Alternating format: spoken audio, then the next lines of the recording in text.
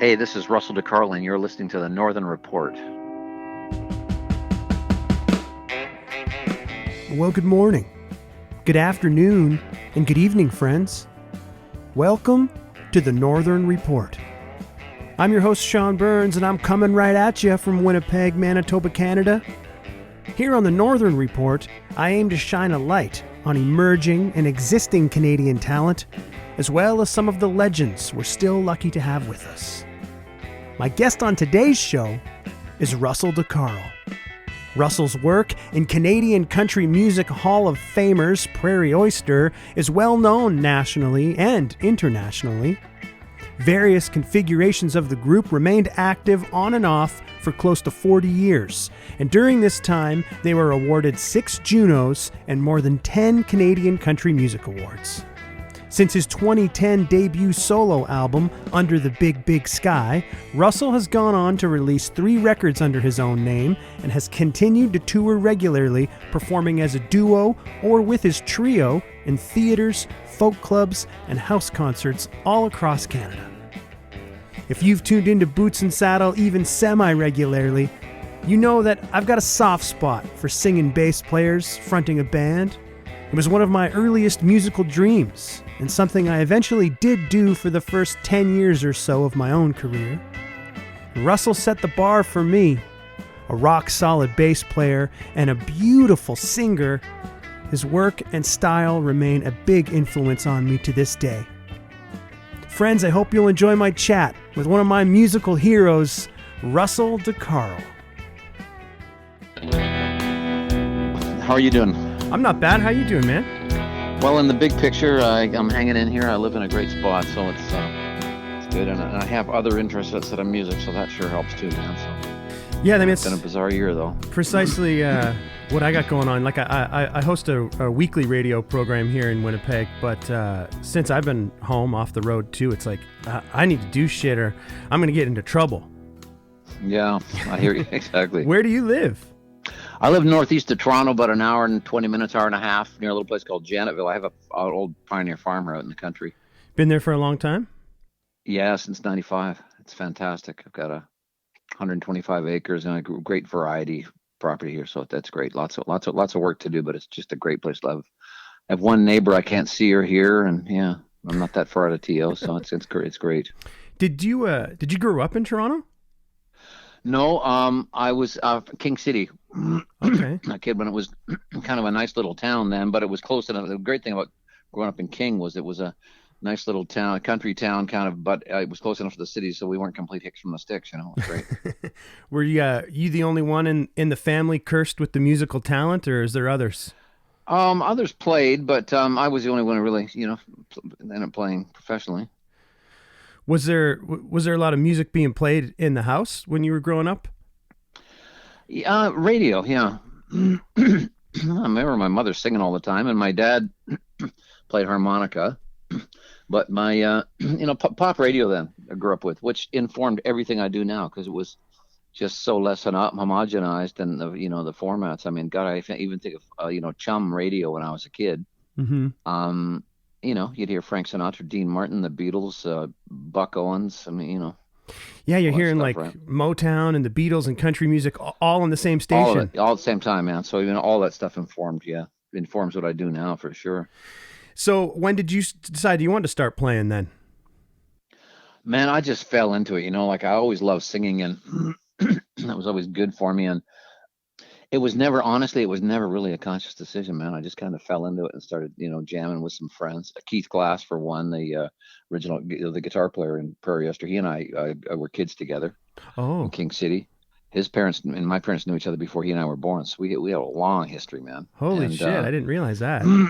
Yeah, he was much more musical than I was. He taught me a lot actually about playing and. Yeah, so. Were you playing guitar originally, or how did you? No, I started playing bass. Guitar's kind of a new thing for me, and that's all I want to do anymore, man. I only own 1 or 2 basses anymore. I'm just loving playing guitar, man. That's all I want to do anymore. So. bit of a weird bass question. I'm not really into gear and gear talk stuff myself, but I was originally a bass player as well. I heard somewhere that you got one of your basses from Phil Lloyd. No, no, no. Just some wild rumor from the hippies. It must be, yeah. I mean, I knew Phil really well. We were real good pals. They were on the scene, I guess, around the same time as you guys were. A little later for some of it. I mean, Phil was older, but he kind of came on the scene. I met him first when he was playing with Jerry Dallas, and then started the Cement City Stompers. So that's where I knew him for a long time, and we were real good pals. So when did you move to Toronto then? I guess you had to move to the city at some point to get started in the bars, right? Not really, man. I moved further away from King City when I first started. My first major band with Keith was a band called the King City Slickers, and it was kind of a country bluegrass band. And we ended up moving up to Churchill, Ontario, between Bradford and Barrie, and we rented a farm. We had two houses on one farm up there, and we met this other guy, Andre Arts, and Ian McIntyre, and they were Andre played dobro on guitar, and Ian played banjo, Keith on guitar, and another friend of ours from King City, Bob Wallace, and Keith and I. So the five of us started that band, and but we were playing the scene in Toronto back then. We were playing the Alma Combo, the Jarvis House, Midwich Cuckoo, all these joints. Christ, we used to play the Gasworks, and it's kind of a bluegrass unit, and it was a rock band then because there weren't really alternative bars to play for us. So I mean, we did those places, and we and went on the road and played these joints where rock bands were going in and stuff. You know, you guys always wanted to be an original outfit, or were you playing cover tunes as well? We were doing some kind of coverish stuff, but mostly.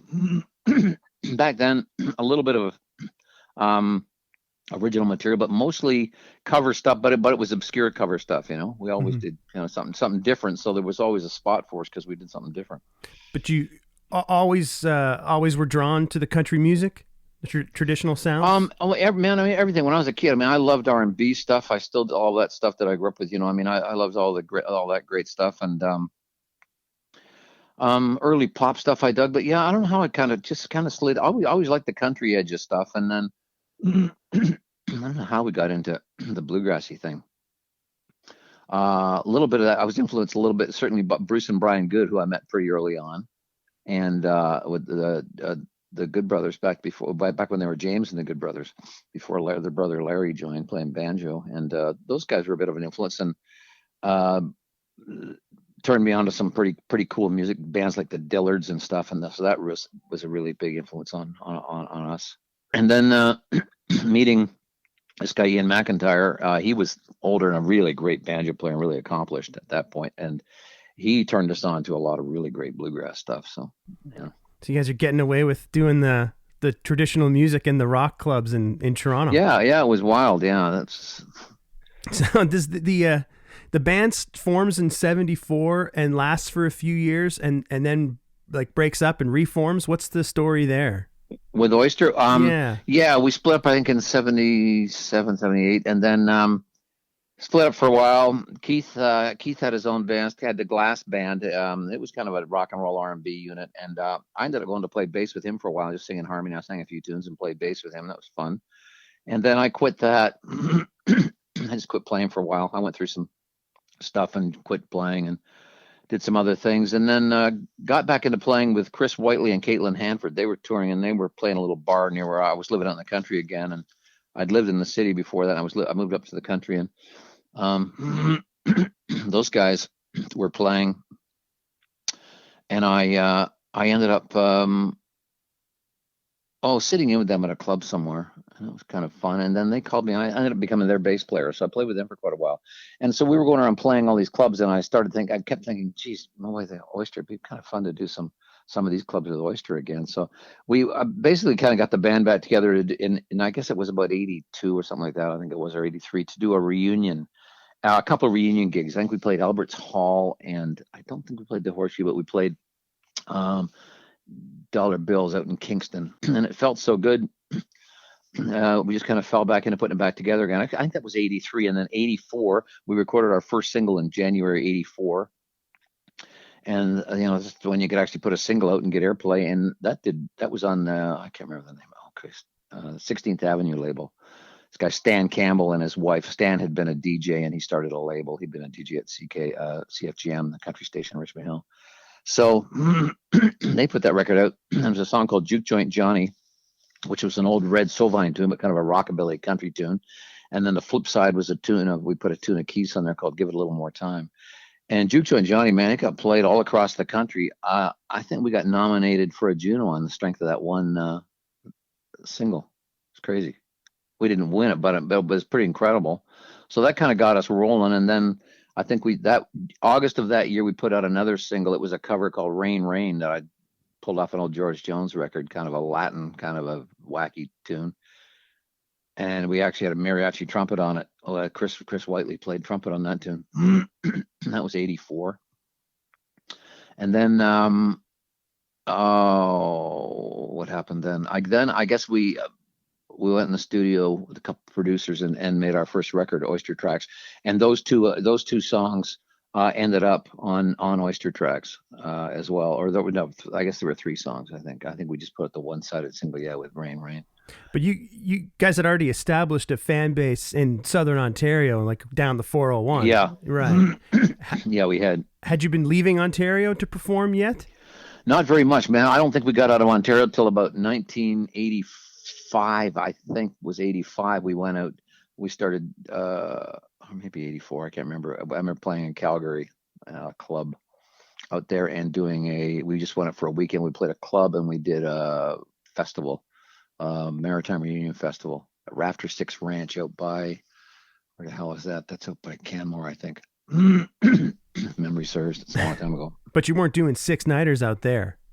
No, not yet. We didn't start doing that for a little while later. So after the first record comes out in 1986, it's on Stony Plain Records. Like, do things really change for you guys as far as you're no longer having to do 6-nighters and you're doing more, events and shows? Oh, we were still doing a lot of 6-nighters then, or weekends and clubs. We were still doing a lot of clubs then, but we started doing some festival stuff, and we pretty early. I mean, we're lucky. I mean, we kind of knocked it out of the park with that first album. We did really well on airplay wise, and we won our first Juno Award on that record. And that must have changed everything. Bigger rooms, bigger audiences. It changed a lot of stuff for sure. And then of course we got involved in the kind of the country music scene. We never really were part of that whole country music scene really, and people kind of poo-pooed us in a way until we started getting really popular. And then of course they embraced us. But it's kind of wacky. I mean, that was always a lot of the success with our group is that we really appealed to a broad audience, not just the country audience, right? We appealed to a huge audience. But you guys, seems to me that you were essentially the last actual country music band that found success and received commercial radio and video play in Canada. Like, was that something that you guys were aware of and consciously trying to maintain that approach? Well, that's just how we operated. We had our kind of everything in-house. At that point, we were writing most of our own songs, and certainly we started co-producing on records a little later on. But we always kind of called the shots with our label too. And we got signed to an American label right out of the box after Stony Plain. Like, we weren't looking for a Canadian label because in those days it was like a Canadian record sell 10,000 copies, and that was a big deal. Well, we we started shopping in the States, and we had some publishing interest, and then we had a bunch of major labels interested, and we got to sign. We signed with our RCA, BMG, which was Joe Galante, who at that point, he was the heaviest guy in the world. He was the first guy to ever sell 1 million copies of a country record, and so he signed us and took us under his wing. It was amazing for us. So that really, I mean, a lot of people in Canada at that, but then we started touring a ton up here, but a lot of people thought we were an American band because in those days we were getting played on like CMT, for instance, or not CMT, it was pre-CMT. National Network used to play videos, and there was no Canadian video. Well, most music would play us as well, but the American stuff that we got played on, like we had number one videos down there. It was incredible. So people, that's when video really did make a difference. People started to see you, Oh yeah, like TV made such a huge difference back then. It did, yeah. Later on, not so much, but it sure did then, and it sure did for us. It was huge. We made some really good videos, and So that was kind of part and parcel of the whole thing, you know. And we were touring in the States a ton. Right. Okay. I was going to ask if that was always kind of a goal for you guys, was to break into that market. I don't know if it was a goal. We never, you know what, we never really had like the big goal saying, okay, we want to do this, we want to do that. We weren't those kind of guys. I mean, now it's like, you know, you read these interviews with artists and everybody's gone to Vanderbilt to take a business course in music first. And I mean, we were certainly not those guys. It was just kind of, it was pretty organic the way things were going for us. So what was the response like in the United States, and what kind of rooms were you guys playing down there? It was fantastic. We did a bunch of festivals. We did some huge clubs. We did some, you know, smaller clubs. We did some. It's kind of the land of the bad PA, a lot of it. So we had good crew guys that would rebuild PAs so we could put a show on. But we played all over the place. The response was fantastic. Mostly we sold some records. I think the highest we did was, I know we had a top 30 record, the first single. It was a tune I wrote with Willie P Bennett and some other stuff, but we did have a #1 video, so that helped, because I mean, we'd be touring, man, we'd be in New Mexico somewhere pulling over to get gas and or fuel up the bus and stuff, and people would recognize us, you know. So it was kind of interesting. Critically, we did really well down there. We had incredible amount of press. People really dug what we were doing. It was kind of because we were leaning more to the traditional stuff, and at that point, you know, we were in company then. It looked like something was really going to happen back then. I mean, you know, '86, man, that kind of period. That was when, you know, Lyle was getting played on country radio, and Steve Earle and Dwight and us, and it was that kind of scene. Like, we were signed to RCA, so there was a couple different schools at RCA, but we hung out with like Radney and Bill Foster and Lloyd. Remember those guys? Oh, yeah, for sure. So they're real good pals, and so we were label mates, and Matresa Berg was signed, and Joel Sagne. I'm trying to think. We were kind of the funkier acts on that label. And then there was, and Katie Osmond, who was amazing. But Clint Black was on the label, and Christ, I don't know. I guess the Oakers boys were Alabama, which we didn't really hang out with those guys. Who else? I don't know. But did a couple records for RCA. We did 3, I guess. Well, then we kind of lost. That kind of went south. Joe Galante went to New York to run the pop division, and the label kind of fell apart when he left, sadly. Joe was just an amazing guy, and we were his priority. We were a priority for him. So then we kind of stuck with Canada, because it was a co-signing kind of with Canada. So and we called the shots on that stuff up here, pretty much our own thing. And we had a few other labels down that we ended up putting records out with in the States and toured. Some notable names in the studio with you guys: Steve Berlin, Richard Bennett, Richard Bennett, pardon me. Richard, yeah, one of the great guitar players of all time. Yeah. Steve. Well, Steve was a good buddy, because we met Steve when he was playing with the Blasters originally, and then Los Lobos. So he was a pal of ours. So we got him to produce our first that we recorded out at Grant Avenue with Bob Deutsch out at Grant in Hamilton. And then we mixed that record in with Steve Marcantonio, who at that point had worked with Rodney and Roseanne. We got him to Keith and I went down to Hollywood and mixed that with him in Toluca Lake in LA. So you guys were some of these producers and studio folks at the label's insistence, or was this? Did you guys, get to make your own calls as far as that goes? I think Steve was. We suggested Steve, and they thought, yeah, that's a good idea. Just make us a record to sound. Galante was amazing. He said, man, make us a record to sound like the demos you played for us. Nice. So we said, okay. So we were kind of left on our own. And then the next record, which was the biggest one, that was Josh Hill. Josh ended up becoming head of A&R down there. Josh is a really great guitar player. He's a California guy that transplanted to Nashville. And Richard Bennett. Richard is just an amazing cat. You probably know his history, but he was amazing. He was like an 18-year-old 3-session-a-day guy. He was from Arizona originally, and was mentored by this guy Al Harris, who was an amazing guitar player, and be part of the crew. And session guy. Then ended up being, I think, worked with Neil Diamond for about 17 years. Then kind of quit that stuff and moved to Nashville, and of course played all the guitars on Guitar Town and Exit Zero. Yeah. I mean, he's really the guy. I mean, Tony Brown gets the credit for producing that record, but man, all those amazing lines and all that stuff, man, that's all Richard. And he's like plugged right into the board or something too, right? Like it's a lot of it. Yeah. It's like all that great 6-string bass stuff and the rhythm guitar. He's like the greatest rhythm guitar player, man. And he plays like those old cats with his wrist, and he was amazing. So learned a lot from him. And that was a big record. That was a huge record for us. Everybody knows that record. And you guys remained pretty hands-on as far as like, you with co-producing credits as a band. Like you were pretty involved in the sort of production decisions. Oh, totally. Completely. Yeah. And we were one of the few bands that actually played on our own records.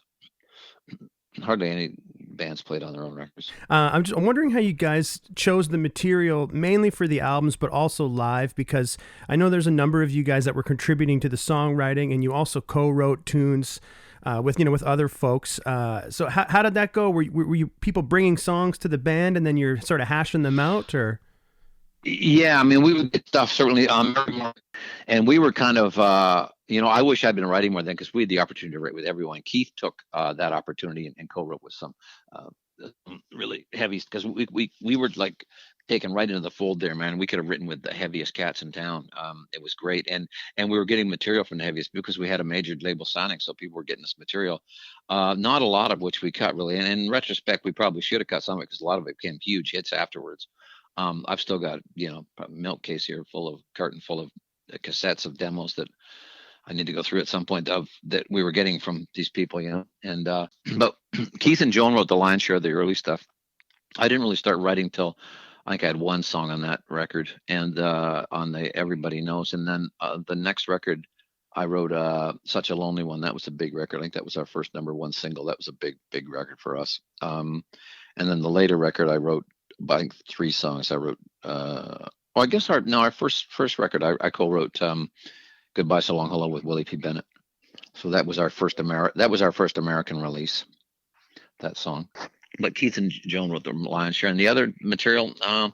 We sometimes the producer would bring us material that they thought we should maybe do, and we did that a bit. I don't think we recorded too much that we didn't really want to record. I think maybe a tune or two was on there that was kind of like, I don't know, that we never really played live, but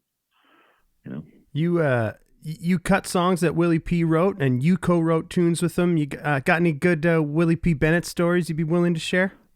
Oh, well, I mean, stories. I mean, I don't know what stories. I mean, we weren't just like musical friends. We were best pals, man. So, it's just, I think about him every day. I miss him every day. He was an amazing musician. I mean, we had a lot of hang time together, I mean, to say he's one of my best friends, and we met, at the American House before Prairie Oyster started back about 1973 or 4. I was doing a trio with Keith Glass and Alistair Dennett, our original drummer, and his mother actually named the band Prairie Oyster. We were playing at the American House in Peterborough, which is now the Red Dog. Willie was playing up at a place called the Hangman. It was a coffee house up at the University at Trenton. I knew about him because I had some friends that had played with him, and I'd heard about him, and he knew about us, obviously. So he and Mike Gardner, who was a bass player, and this guy Banjo Dan West, came down to see us play after their show, and that's right for. I remember meeting him like it was yesterday. Anyway, we became great pals. I don't really have any stories per se, but he was the one who really kind of kicked my ass, got me songwriting. We were out one night, and we were at a few bars downtown. We lived we were neighbors over by High Park for a while, and we'd go out at night on our bicycles riding around Toronto, and we'd go bar hopping and stuff. And we were one night, he said, I've got this idea for this song. It's speaking of Phil Lloyd. So one of Phil Lloyd's catch things was hello. That was one of it sounds goofy. Yeah. But that was his hello, Phil Lloyd, hello. And Willie knew Phil really, really well as well. We both did. So he said, I got this idea for this song. It's called Goodbye So Long Hello, and you need to write it with me. I went, well, okay, whatever. So we were out all night, a lot of the night, and we ended up back at his place in his music room, in the basement of his place, and we started working on that song. So that was the first thing. He kind of kicked my ass and got that, and we finished that song off, and he recorded it, and we recorded it, and it became a big single for us. That's a great one, yeah. Hey there again, folks. As we approach the halfway point of today's episode, I'd like to thank you once again for tuning in. You're listening to the Northern Report podcast. I'm your host, Sean Burns, and our guest today is Russell deCarle. I'll remind you to follow along with the Northern Report podcast and our playlist on Spotify. Subscribe on Apple or Google Podcasts. Listen on YouTube, our Anchor.fm page, or wherever you get your podcasts. It was an interesting and confusing time on country radio during the 1980s and into the 90s. Country and roots music fans all over the world welcomed the emergence of folks like Lyle Lovett, Steve Earle, and Dwight Yoakam. But commercial country radio, well, that's always been another story altogether. Somehow, though, here in Canada and even into the United States, Prairie Oyster found success on commercial radio and had their videos regularly played on television despite maintaining a largely traditional sound and approach to their music. You could argue that they were the last actual country music band to see this type of commercial success here in Canada. But you know as well as I do, all good things are destined to come to an end. You guys recorded some really outstanding covers, traditional country music songs like "Am I That Easy to Forget" and "I Don't Hurt Anymore." You did "I Threw It All Away," the Dylan tune. Like, were these tunes that you were playing live or picked specifically to cover for the records? Yeah. "Am I That Easy to Forget"? I always loved that song. We've been doing that song in our live show. We did a little more R&B style. Richard really got us to do it more like the original Carl Ballou version. "Don't Hurt Anymore." That song for me has been one of my favorite songs since I was a little kid. I always loved that song. I still do that song in my own show. What else did we do? Oh, we did "Goodbye Lonesome," "Hello Baby Doll." I think I chose picked that song, that Johnny Horton tune. That's a great one. Yeah. What was the other? What was another one you just mentioned? You did a Dylan tune and the Dylan tune. Yeah. And I always loved that song. And I had started doing that Dylan song on my own at that point. Before we made our last record, the last Oyster record, "One Kiss," I'd been starting already to do my own shows. I always loved that song, and I was doing that, and I was gonna record that myself, and then thought I would do it with the band, and I thought we did. I loved our version of it. I thought we did a really good version of that song. I think we did it justice anyway. I feel like we did. Really proud of that last record. It was funny though, man. I'll tell you, taking a few years off, I figured it'd be a slam dunk. We make a new record, and we'd sold so many albums, and the band had done so well. Man, we could barely get arrested on radio once we came back to recording again. It was bizarre to me. I just thought, this is so weird. I remember being at the Canadian Country Music Awards, and we had we went out to do our for the Country Music Hall of Fame. We were inducted. And that was nice, but we had a new record that year. Man, we could have used a leg up as much as anyone. They didn't give us the award on television. I didn't even stick around for the TV show. I think Joan and John did, because I just went and did our dinner, that thing, and then I flew home, because it was just, I thought, this is crazy, man. And we didn't really have anyone shilling for us at that point, going, hey, man, these guys should be playing on the show. That would have been the classy thing for those people to do, actually have us play on the show. And I think it was the year after that I wanted to do something, a present or something on that show. And I was looking around the audience that year thinking that, man, one of our shittiest selling records would have sold more than everybody put together that was on that show that year. Yeah. And meanwhile, we didn't have a major label kind of going, hey, no, anyway, whatever. That's not really sour grapes. It's just kind of, it made me think, like, Jesus, this is... Yeah, it was pretty weird. So the band, after that last record, you guys kind of still went at it for a couple more years before you... Yeah, I think we toured, not a ton, but we toured, probably a couple more years. And then it just kind of, I guess I'd started to make my solo record at that point. I mean, originally, the way that last record came about was I was at Factor looking to see about getting a grant for me to do a solo record. And Heather Ostertag was still at Factor. Then she said, you could probably get, money to make a record from through direct board approval. That means you've had, because of our past, it would be like, yeah, you can get, a fair chunk of change to do just because we have, we made quite a dent, which we did. So I thought, well, I guess Oyster could probably, she said, or Oyster could do that. So I called Keith and I said, look, we can probably get money to make our own record, make an Oyster record again. So he and I brought him in on the meetings, and we went down to talk to Heather and everything. And we did. We had direct board approvals for a budget to make a record. So then we made it up at his studio. He was living in Perth then and had a studio up there then. So we made it there, recorded it there, and then had our buddy L. Stu Young, who came in, really formidable engineer, and he mixed it with us. So, but I'm really proud of that record. I like that record a lot. I heard it recently and I thought, man, that's really, I think it's the best Oyster record. You guys still in touch, like with all the rest of the band members? I have been lately because we got some business stuff we're trying to sort out, but not too much. I don't see anyone very much. We're pretty scattered, and I'm really kind of, well, certainly the last year I haven't, and year and a half, and I'm really busy doing my own thing. Quite frankly, I'm having way more fun now than I've ever had playing, and more creative than I've ever been. So, at this point in my life, I just, I'm really into telling my own story, and I'm loving doing what I'm doing. So it's, like I say, more fun, and I get to really play a variety of stuff. I'm doing lots of festivals and things like that, or ideally I am. It must feel you must feel a little bit more free now that you're writing for Russell deCarle and not writing with a band in mind. Well, I never wrote for the band. None of us really did. I don't think. I think Joan would have me in mind when she was writing because she could write for my voice. So she would write really interesting stuff for me to sing because I've got a pretty good range, and she would write fantastic melodies. And she's just such a musical person that I think she had me in mind writing some stuff, but or that she could hear me singing. But we really wrote for ourselves. We never really wrote for the band.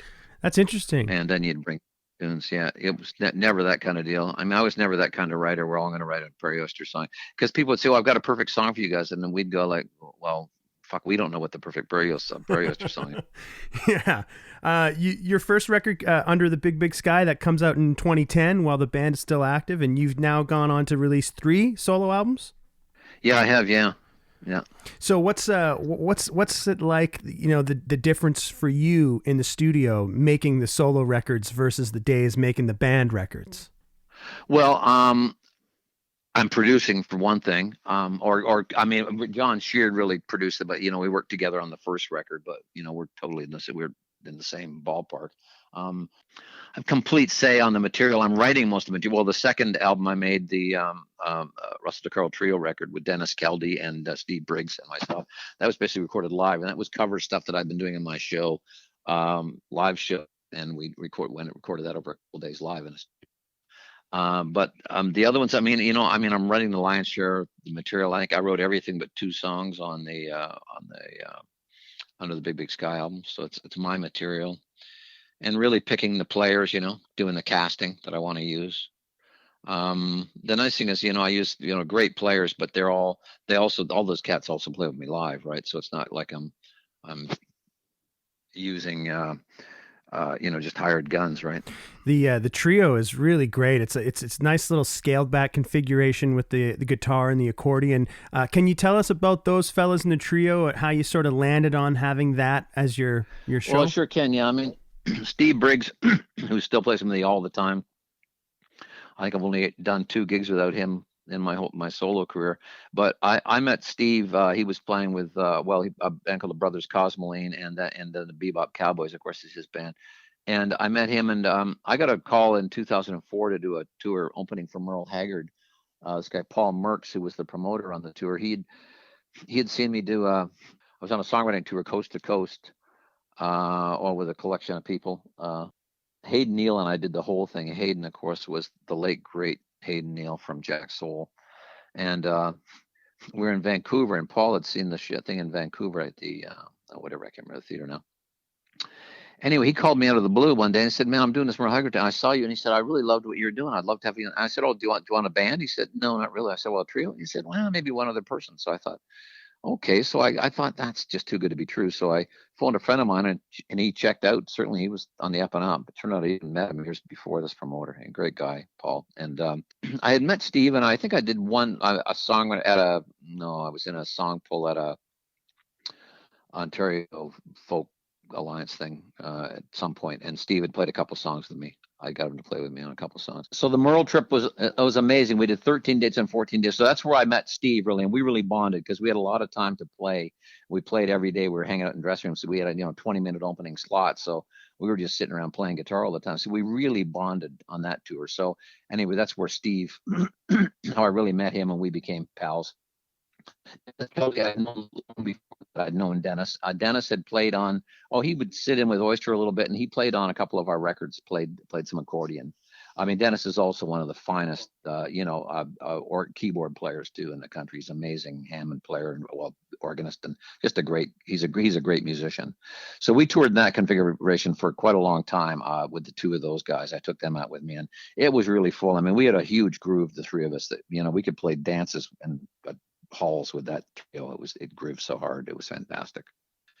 That was a dream for me. Merle Haggard's certainly my biggest influence, and I mean, I could talk for days just about Merle alone, but his influence and just what an amazing cat and how he's going. It allows you to play some more intimate venues, like, and you're doing folk clubs and theaters and even house concerts and stuff like that. Like, do you enjoy playing those kind of rooms? Totally. Is that something that you? Yeah. I love them, man. I love playing wherever people. I love house concerts, man. It's like because there's always some people there that they're sitting there and watching it and they can't believe it. Yeah. A lot of people have only ever caught music in theaters or big venues, and they're distant from the artists, and we're sociable, man. So we hang out with these people, and it's just so much fun. I love play. If I'm playing, and man, we put the same show on if we're playing for 20 people or if we're playing for 20,000 people. It doesn't matter. But this act also transcends to big stages. With a trio, now I'm using a string bass usually as well as and guitar, so it's a trio generally. And the odd time I'll add my buddy John Sheard on piano, so 4-piece. But we groove really hard. Steve and I have a huge groove together, and then so even without drums, man, we can. Are you writing often these days? Like. Yeah, for me, I am. I've never been like a real prolific writer, but I've written a lot of stuff in the past year. And one of the things I really miss, with it being kind of housebound or not housebound, but I know there's kind of humans to bounce stuff off. But I feel like I've got the better part of an album written, I think. And I don't know how it'll turn out, if I start playing as soon as with other people. And but I'm feeling pretty good about what I've got, some stuff that I've got here. It's been, again, pretty eclectic. Who knows how it'll turn out, Has your approach changed over the years, the way that you write tunes? Not really. I'm a way better guitar player. I know a lot more chords, so I've got a way, much better bag of tricks. It's not just C, F, and G. I'm playing, like also playing with Steve Briggs. Steve, my guitar player, is also one of the best. He's an amazing teacher. So I've learned so much from him, man. It's amazing. So playing, I play jazz standards and stuff like that now, that kind of stuff. And so that really informs, again, what I do too. Having that knowledge on guitar really helps my writing, I think. And because I'm a singer, I tend to write stuff that's interesting for me to sing. So I really haven't lost any of my voice. I think I'm probably a better singer now than I've ever been. So that, I think that helps, but my approach, not so much. You noodle around in guitars and wait for something to come to you. Something, ideally a melody or something. You start working out, or some chords. You start playing. They start to maybe suggest a lyric or something. It's still a mystery to me, man. Oh yeah, songwriting. Yeah. Do you ever miss playing bass? Not very much. No, I'm just so into playing guitar, man. I really don't. No. Not many singing bass players, though. That was always a big draw. No, there weren't. Gary Craig, when I played with Gary, who's one of the great drummers, and he played with us for a while and toured with us, and he used to say, "Man, you're like the country Sting." It was funny. So do you any favorite songs from the Prairie Oyster albums and from your solo albums? Wow. I always loved, and I don't get a ton play. I love the tune Keith wrote, Prairie Oyster. What album is that off of now? Blue Melody. Blue Melody. I love that song, and I love that as a record, just as a single record. I love that one. I love that recording of that song. That's one of my favorites. Just to pick one. I mean, an Oyster thing, but there's lots of stuff I did, and my own stuff. You said? Yeah. Man, I'm on the last record, I kind of like all those songs. I feel pretty good about everything. There's nothing that I have no regrets about anything I recorded so far. On my solo stuff, but maybe on the last one, Tanqueray was probably the big song on the last one. That's a nice one. Song, Tanqueray. Thanks. Yeah, and the title track, Alone in This Crowd. After so many years of stage experience and big show experience, like, has your preparation ahead of a show or a tour changed much over the years? I'm way more relaxed now, man. I'm having way more fun playing. I'm relaxed. I get to tell my own story.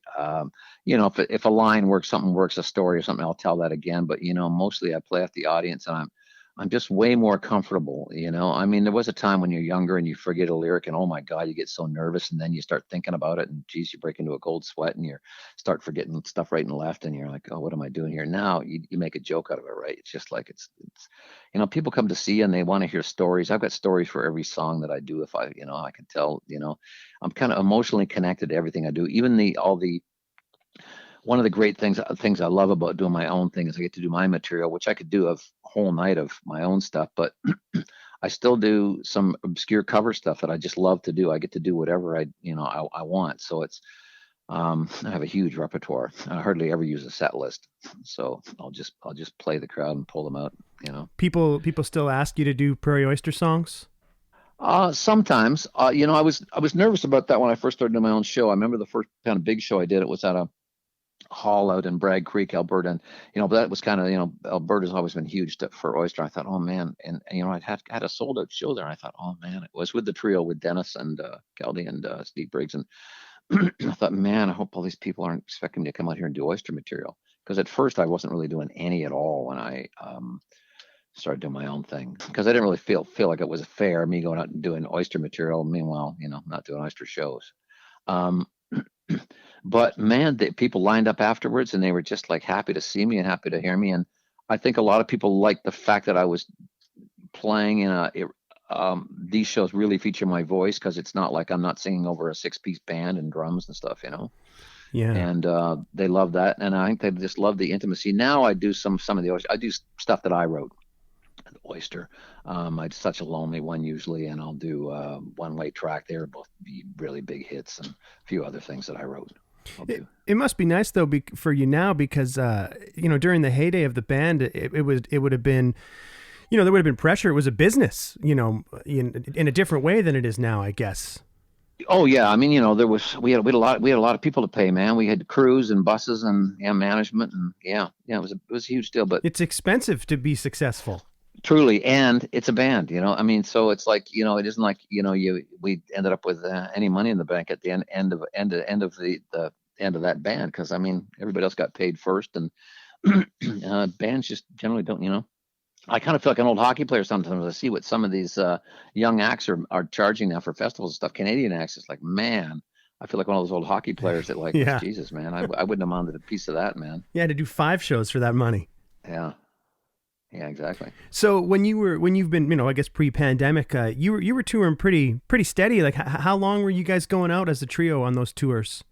Well, quite a lot, and it wasn't as a trio. The last few years, I've been doing mostly Steve and I would go out, and I have a really great bass player, Jeremy Holmes, that I use out of Vancouver if I'm playing Western dates. Here, I use a great guy by the name of Russ Boswell mostly, and John Sheard on some dates as well. So, and the odd time I would add another player, my buddy Paul Pagat, who's one of the great guitar players in Canada. Oh yeah, he's awesome. A great solo artist, has an act called Cousin Harley, plus does a bunch of other stuff. And I've done some stuff. I used Paul on some stuff as well, which is pretty great to have he and Steve together. That's a master class, man. Those two playing together, it's amazing. So, how have you been spending the last year at home? Playing a lot of guitar, writing a bit. There's always tons of work to do here. So, it's like a kind of rundown house. There's always work to do in the house and barns and shops. And I kind of wheel and deal some stuff too, and I've always been into kind of collectible stuff, but vehicles, things like that. And there's work to do in the bush here, and tons of gardening, and always lots to do. You think that when it all sort of returns to whatever normal is, that you'll head back out on the road pretty hard again? I sure hope I can, but boy, there's going to be some kind of competition, because everybody's going to want to do that. But I sure hope I do, man. I'm so ready. I miss the traveling as much as the playing. Really, this is the longest I've been home in 49 years. Yeah, I bet. Like I understand what you mean. Like, a long drive seems really attractive to me. I love it. I love being on the road. People don't like it at all. Now I love it. Steve and I Dennis Kelly coined the term Tourcations, man, and they really are. They're fantastic. Yeah, someone asked me, do you miss playing? It's like I kind of miss just shooting the shit before the set as much as I miss singing. Oh no, the singing, the hang, and all of it, man. Yeah, totally. And we're just so fortunate. We get to meet the greatest people, and it's especially doing one. It's constant stimulation. You never know where you're going to end up. It's fantastic. It's always an adventure, right? You said that Alberta was particularly kind to Prairie Oyster. How about with your solo stuff? Where are you finding amazing to me, man? Alberta? Alberta and BC for me. I have a great scene out there, man. It's incredible. Yeah, I have an incredible scene in Alberta. Yeah, they got the folk club thing happening pretty good out there. It's amazing. And, they always have. And there was kind of a handful of people who really started making that thing work. Friends like my buddy Pete North, who's he was a journalist for years and a DJ. And, he's just a real impresario, musical, and a real, man, he helped to really, they would bring, and Holger Peterson, anyway, a whole host of people. But there's a kind of a handful of people out there that really created a scene, I feel, in Alberta. They were bringing people in, like all these great singer-songwriters that never would show up in Ontario, right? And they really educated the province, And then they, of course, they have CKUA, which is this fantastic radio station with all these, just great programming that people get to hear. Well, it's kind of like you were saying, like when you were growing up, like CKUA is sort of a throwback to that. You're going to hear all kinds of different music. Yes. Yeah. And then there's the country scene out there. It's always been a big country scene too. So we were lucky with Oyster, and we got to straddle both those scenes. The country scene, we played the country scene and got played on country radio, but we also could go play the Edmonton Folk Festival, right? So we were really lucky. We were one of the few bands that could actually do that. I think in the country scene could really straddle both those scenes legitimately, because we were such a rootsy group. And now I don't do too much of the country stuff, but now it is mostly those folk music fests and things like that I play, and blues festivals even. I can go and do a blues fest or a jazz fest. You still listen to country music? Like you said, Merle was one of your main favorites, going to country. I listen to that stuff. I don't really listen. I haven't heard any modern stuff that really just doesn't move me in a way that I want to be moved. Not in a good way anyway. Not really. Yeah, it doesn't. That just doesn't do it for me. Most of it. I don't like it sonically, a lot of it, and the songs, I'm not really crazy about a lot of material. And then I look at this material, and it's kind of like, man, there's like 6 writers on one song, and I don't hear the voices either. That everybody really had their own thing going on years ago, like their own personality, and I just don't hear that. So I'm always got my ears open, man. I'm always hoping to hear something that really turns my crank, but no, pop. Country radio does nothing for me. I spoke to Carol Baker, and she said something very similar. She said they're just like it's like Campbell's Soup. Like they're just, everyone sounds the same. Everything's the same. And there was a time when you were expected to have your own kind of sound. Yeah, when you think about the old singer, you knew who, man, everybody, Buck Owens or Merle or on and on, even later on. But it's just now. Yeah. Is there any current acts like I guess outside of country music or even rootsier bands that you're digging on these days? Like what kind of stuff are you listening to now? Most of these singer-songwriters, I still listen to old stuff. If I'm listening to stuff I'm still stuck in I'm still discovering stuff by Don Gibson. To me, there was like the triple threat. He was like a great guitar player, really at his own groove.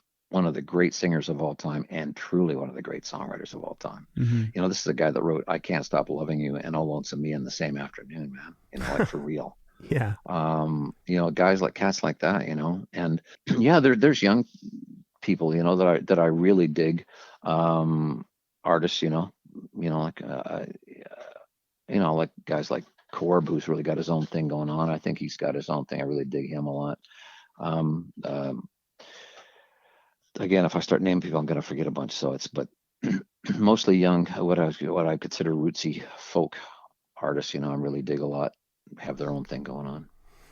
Yeah, it's out there if you're guys like Corn Raymond, people like that, and Scott Cook, who are truly, I don't know if you know those guys. I do, yeah. They're the real deal, those guys, man. They're real singer-songwriters, those cats, and it really moved me a lot. Well, man, I hope that when things kind of return to normal, that you guys can get back out on the road and doing your thing. I think people will be eager to hear all their favorite acts and whoever else, and that's, I guess, a benefit of having the scaled down duo or trio is, you're adaptable. Yeah, if we'd wanted to do Oyster again, we couldn't afford to do it, man. We couldn't afford to fly 6 people around. Yeah. And literally, it's just gotten so crazy, that stuff. Yeah. Let's get a couple guys in the van and you're good to go. Truly. Yep. Yeah, man. Yeah, well, hey, man, it's a real pleasure to talk to you. I got to say, my old man, like I said, he was a picker. He held real value on a singing bass player, and that was my dream. And I really looked up to you, and I was really a big fan of Philip Lynott and Thin Lizzy and Roger Waters. I just loved man. Yeah, the singing bass player. And I did it for a long time until I sort of, same as you, kind of transitioned into playing solo or fronting a band on guitar. And but anyways, I always wanted to tell you that. It's a real pleasure to talk to you, man. Thanks, pal. Hey, how long have you lived out there? I've been here for 8 years. Wow, how'd you end up there? I met a gal. Wow, it's a great town. Prairie people, man. I just love there's something about the Prairie, man. They're stoic a lot, man. I have so much admiration. I spent so much of my career out there in Alberta or the Saskatchewan and Manitoba. And there's no place I'd rather be in the summer, man. The air and the light out there, man, on the prairies. I was a late bloomer going west, and that's what that song really is about. The Under the Big Big Sky kind of. That song is kind of pays homage to that big sky country, man. And I was like, people would go on about the Rockies and how boring the prairies were, and I kind of found the opposite. I tell people, man, a place where you can really be alone with your thought, man. It's just so I love the big sky, man.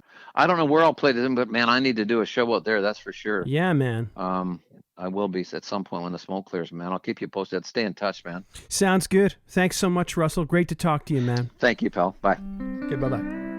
Well, friends, I hope you enjoyed my chat with Russell deCarle. Sincere thanks to Russell for taking the time to share parts of his story with us. What a thrill that was for me. Prairie Oyster's albums and a portion of Russell's solo releases are available wherever you stream music for a nominal monthly fee, or check them out at russelldecarle.com. Follow along with the Northern Report Spotify playlist. You'll hear music from the folks that I've covered in the Honky-Tonk Times column, as well as right here on the podcast. Remember to subscribe and follow, share, like, give us a rating, all that stuff. Thanks to everybody that's been doing that. Our logo was created by Boots Graham of Boots and the Hoots, Central Alberta's finest honky-tonkers. Music on the show today courtesy of Sean Burns and Lost Country, The Divorcees, and Skinny Dick. From local legends to regional stars to the cream of the Canadian crop, you'll find it all here on the Northern Report. Thanks for tuning in, folks. We'll chat later.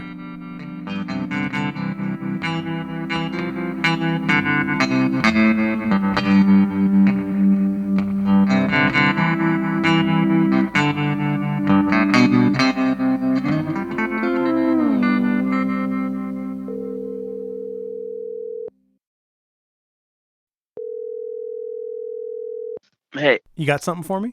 Oh, no, I'm still just the spokesman of loneliness that I always was.